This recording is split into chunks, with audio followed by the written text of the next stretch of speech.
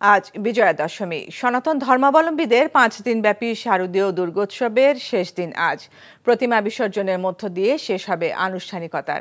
দুর্গাপূজার খবর জানাতে রাজধানী ঢাকেশ্বরী মন্দির থেকে যোগ দিচ্ছেন আমাদের সহকর্মী মুশফিকুস সালেহীন।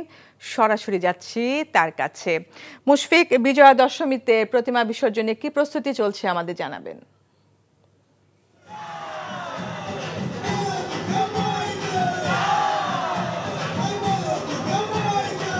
ফারজানা, এই মুহূর্তে আসলে ঢাকেশ্বরী কেন্দ্রীয় মন্দিরে আসলে একটি প্রচন্ড উৎসবমুখর একটি পরিবেশ বিরাজ করছে। আজ দুর্গাপূজার শেষ দিন, বিজয়া দশমীর দিন। কিছুক্ষণ পরই বিসর্জনের উদ্দেশ্যে প্রতিমা নিয়ে সকলে এগোবে বুড়িগঙ্গার দিকে, সদরঘাট দিকে। কিন্তু তার আগে সকালে আমরা দেখেছি এখানে বিহিত পূজা হয়েছে এবং বিহিত পূজার সিঁদুর খেলা এখন চলছে।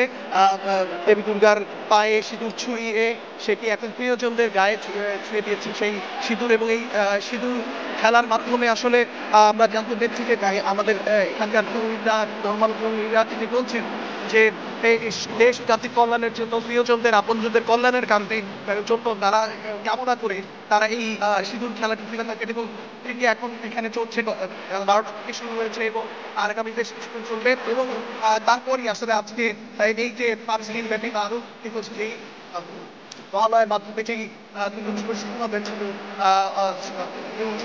মাধ্যমে যে আনুষ্ঠানিকতা শুরু হয়েছিল তারা আজ আসলে সমাপ্তি ঘটবে।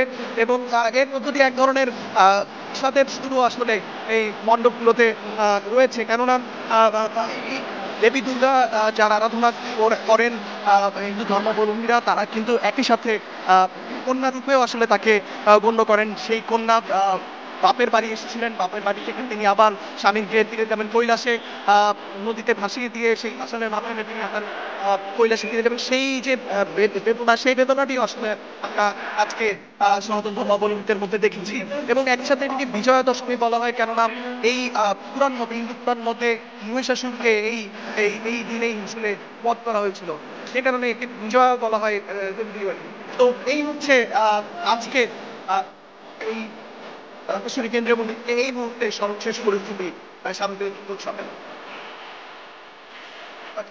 অটোমেটিক বিকাশ করতে সেট করুন অটোপে। বিকাশ থাকলে আর কি লাগে।